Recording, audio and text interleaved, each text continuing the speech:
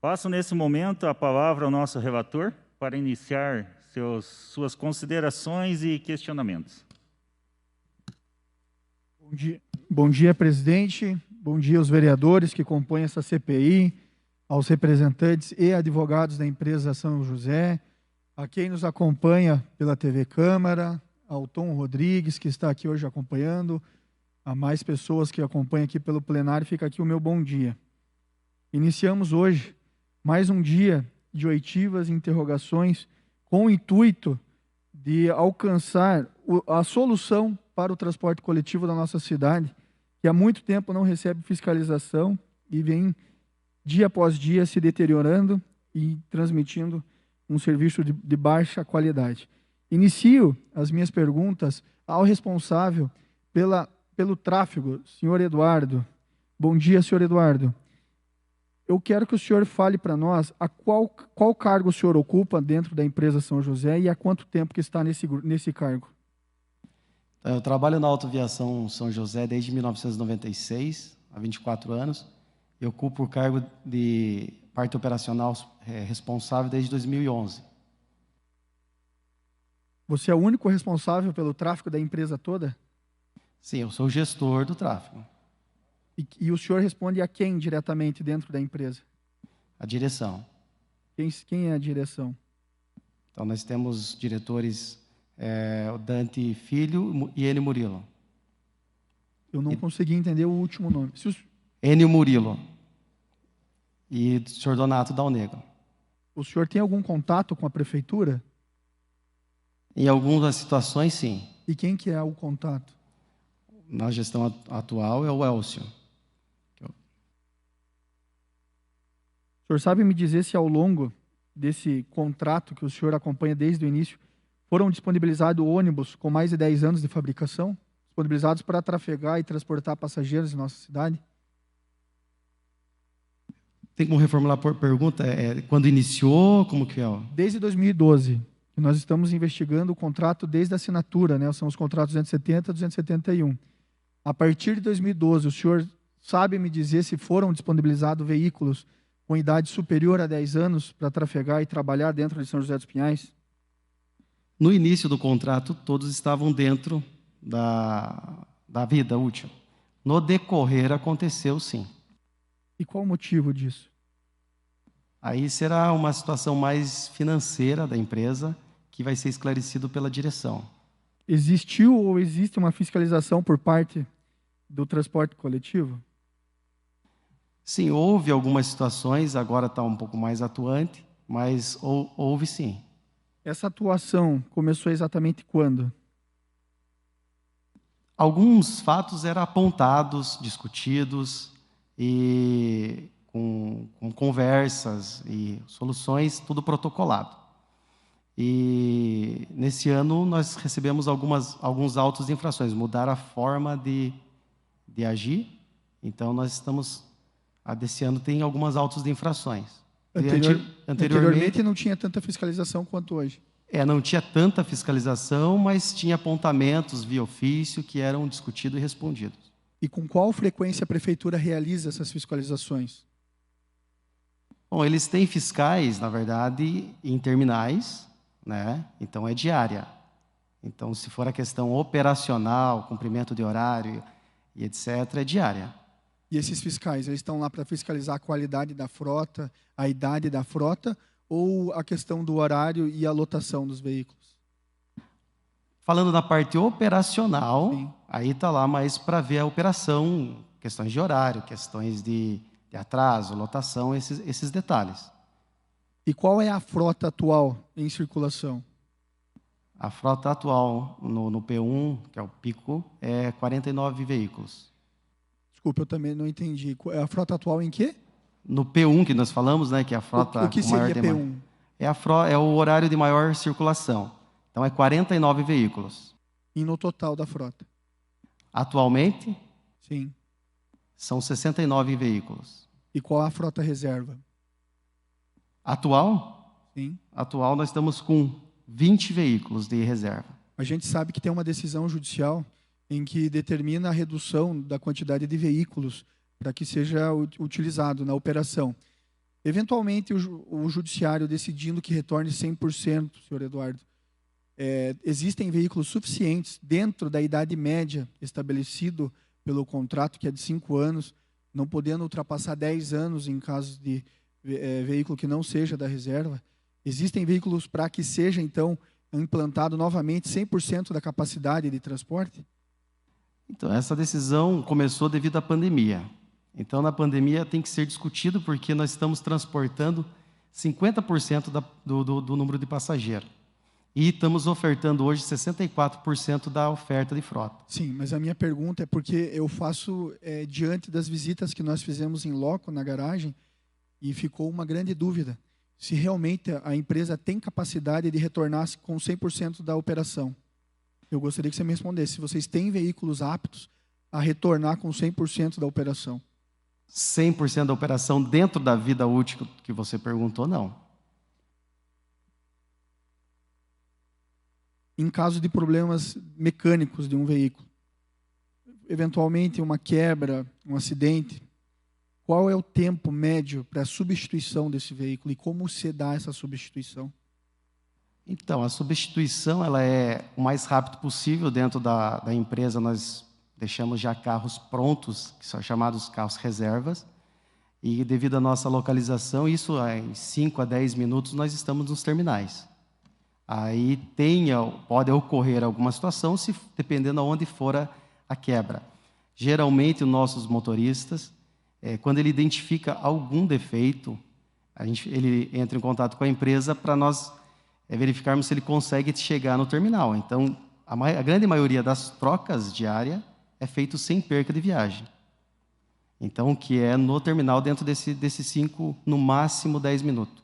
Dos veículos elencados na tabela da licitação que vocês apresentaram como veículos ativos, desses veículos, quantos veículos, lembrando que nós fizemos a visita em loco, nós temos imagens, e lembrando que vocês estão na qualidade de testemunha, né? Não podem oferecer falso testemunho que vocês incorrerão em crime. Desses veículos que estavam na tabela, quantos veículos estão aptos para trafegar? Aptos para trafegar todos os veículos da empresa. Fazendo novamente a pergunta. Sim. Lembrando que você é testemunha desse processo. Você é o responsável pelo tráfego da empresa. Então, você tem autoridade para responder tal pergunta. Quando a empresa foi participar da licitação, ela apresentou uma planilha com vários veículos, com placa de veículos. Eu gostaria de saber desses veículos, quantos estão aptos a trafegar e quantos que trafegaram de fato ou algum que não trafegou. Eu creio que o senhor está querendo chegar no veículo 028, que é o único.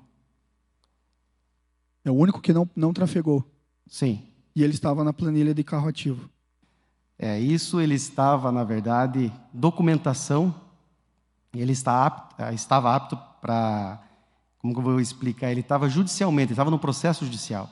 Então, quando foi juntado documentação, ele estava apto, porque ainda poderia ter uma indenização em cima disso. Mas nós tínhamos também uma reserva a mais para isso. E qual era o veículo que era a reserva a mais para isso? Ele estava elencado naquela planilha? Doutor, você tem certeza que é só o carro 028? Você tem certeza disso? Eu não posso afirmar, então, porque eu creio que sim. Dentro do que... Até porque quem fez todo esse processo não é eu, a operação. Mas o senhor é o responsável pelo tráfego. O senhor está todos os dias olhando os veículos que estão aptos e inaptos. Ao lado da oficina tem uma linha de ônibus lá que estão inaptos. Então, a nossa pergunta é referente a esses ônibus. Nas nossas visitas em locos, nós podemos identificar. Tá, ele vai complementar, mas só para comentar. Como nós citamos aqui, nós estamos com 41% da nossa frota reserva. Nós precisamos só de 10, mínimo 10. Então, é óbvio que nós não vamos deixar... nós podemos operar com 5 hoje, digamos assim. Então, em questões de financeira, esses carros estão parados. Então, eles não estão operando. Se houver uma necessidade, sim, eles serão colocados para rodar. E qual é a idade média desses veículos? Agora, nesse momento, eu não posso te responder. Ok. Senhor Alessandro, o senhor quer a palavra? Eu gostaria que o senhor se apresentasse, falasse qual é a sua função dentro da empresa e o tempo que o senhor ocupa essa função. Então, eu sou o gerente de manutenção da Autoviação São José dos Pinhais. Eu pediria só que o senhor aproximasse mais o microfone, porque vai ficar gravado. Tá, ok. Sou gerente de manutenção da Autoviação São José dos Pinhais. Entrei na empresa em 1999, tenho 22 anos de empresa. Passei por vários setores lá e, no ano de 2010, eu fui auxiliar na manutenção e, 2013, 2014, eu assumi a manutenção da empresa.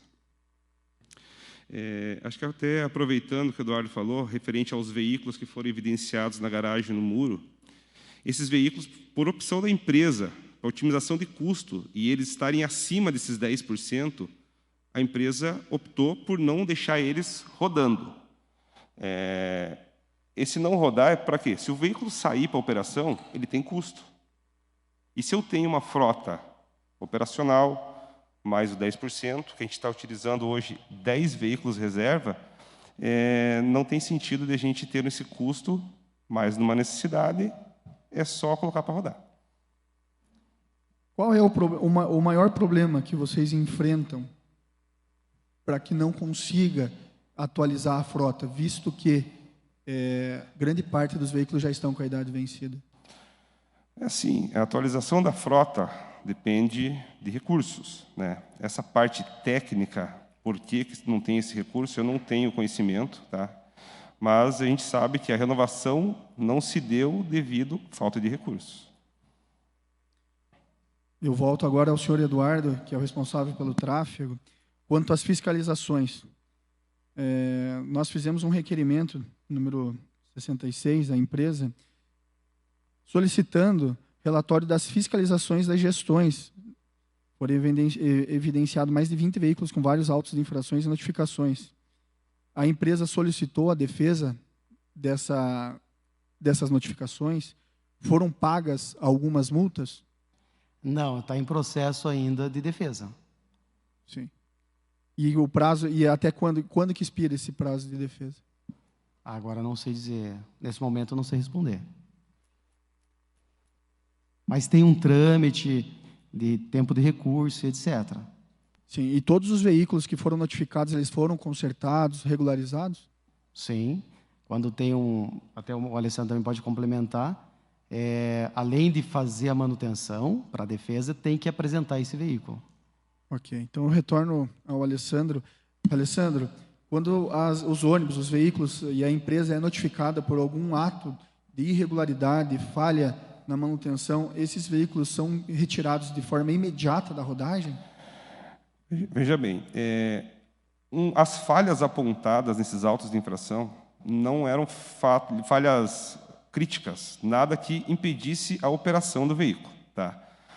Claro que, a partir do momento que a gente tem conhecimento que existe uma não conformidade no veículo, a gente atua o mais rápido possível para que tenha qualidade no transporte.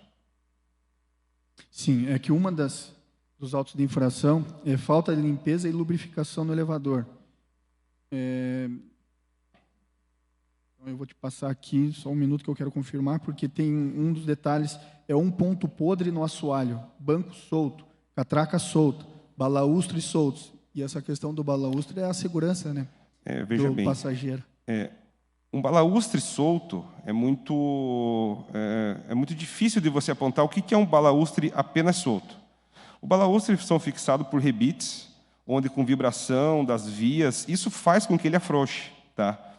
O método que está sendo feito de inspecionar os veículos é um método bem rigoroso, tá? Atualmente. E isso quem inspeciona, senhor Alessandro? Quem fiscaliza? Assim, eu tenho contato mais direto com, chamo de monitor, né? Que é o seu Adejair. Ele faz as vistorias nas garagens e a campo. Solicito mais um tempo, presidente. Qual que é a frequência que o Jair realiza essas visitas nas garagens? Na garagem, a partir de junho, essa vistoria ocorre 2 vezes por semana. E ela é feita de forma programada ou espontânea? Não, é uma vistoria programada. Essa vistoria programada, o senhor não entende que de certa forma, pode ocorrer uma maquiagem dentro da frota? Na verdade, a questão de vistoria programada, eu entendo como objetivo de você verificar um veículo em totais condições de operação. Para isso... Mas senhor Alessandro, aqueles veículos que, eventualmente, os demais vereadores, com certeza, também vão pegar essa tecla, porque existem, sim, veículos com problemas trafegando. Então, ao meu ver, se eu programo uma fiscalização, essa fiscalização ela perde efetividade. Porque quando a pessoa for fiscalizar, aquele ônibus vai estar 100%. Mas aquele outro ônibus que ela não programou para fiscalizar, naturalmente não vai estar 100%, porque ele não foi preparado para uma fiscalização. Essa é a minha dúvida. Qual a efetividade de uma fiscalização programada? Essa fiscalização, a fiscalização programada, é um modelo aplicado, inclusive, em Curitiba. Eu trabalhei nesse modelo por muito tempo. A fiscalização programada tem, acho que, a necessidade de apontar todos os critérios do ônibus. Nenhum ônibus que está rodando diariamente passa por uma limpeza tão criteriosa quanto numa vistoria. Questão de suspensão, questão de vazamento, questão de balaústre, a gente tem uma atenção maior. E, em paralelo, eu acho que deve, sim, haver uma fiscalização a campo. Então, os veículos, inclusive veículos que os senhores evidenciaram lá, que estava no muro, que não estava rodando, já passaram por vistoria aprovado. Então, aqueles veículos foram aprovados, senhor Alessandro? Sim. Mas eles não têm condições de rodar? Inclusive... Eles são veículos faltando caixa de câmbio? Não, na São José não existe isso. Tinha veículos lá que estava aberta aquela capa lá faltando peça. Tem fotos. Assim, faltando peça, caixa de câmbio, lhe garanto 100% que naquele canto não.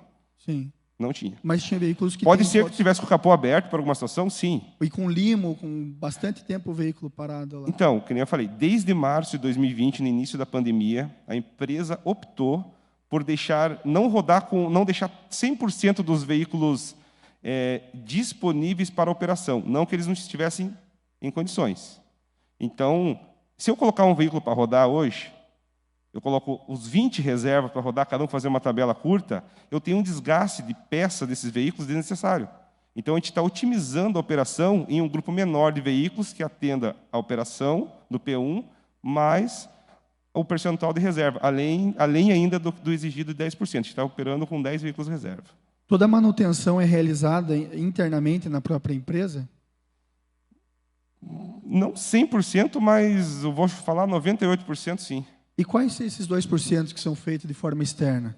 Quando há necessidade, por exemplo, eu preciso arrumar um cardan. Eu não tenho um equipamento para balancear o cardan, mando externo. Eu preciso recapar um pneu, eu mando externo. Eu preciso fazer o serviço de retífica do motor, eu mando externo. A montagem a gente faz internamente, mas a questão de retífica, por não ter equipamentos, né, nessa complexidade para executar. E quando um veículo é encaminhado para manutenção, existe um prazo para que seja regularizado qualquer eventualidade, ou não? Vocês tiram ele da operação e fica aguardando a manutenção? Sim, nós temos uma programação diária de manutenção. A grande maioria da demanda da manutenção, a própria manutenção que gera, através de verificações periódicas, né, em cima dos defeitos apontados, se torna-se uma manutenção corretiva que é executada no mesmo dia. Ok. Senhor Alessandro, senhor Eduardo, agradeço as respostas, o meu tempo está se findando. Obrigado, um bom dia.